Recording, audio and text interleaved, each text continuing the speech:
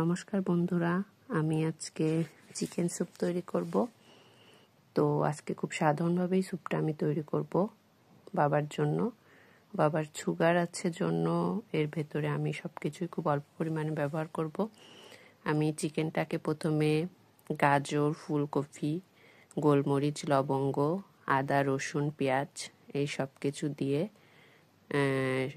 পরিমাণ মতো জল ও লবণ দিয়ে এটাকে সেদ্ধ করে নেব। সেদ্ধ করার পরে আমি চিকেন স্টু আর চিকেনগুলোকে আলাদা করে রাখবো।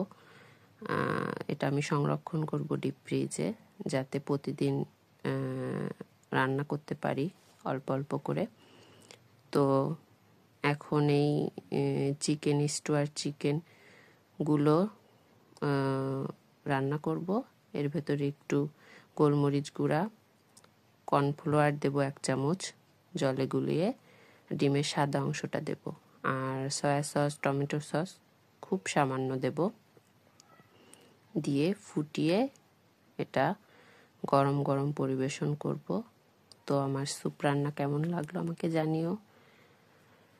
আর চুলা বন্ধ করে আমি এতে কিছুটা লেবুর রস দিয়ে দেব, যাতে স্যুপটা একটু ঘ্রাণ হয়।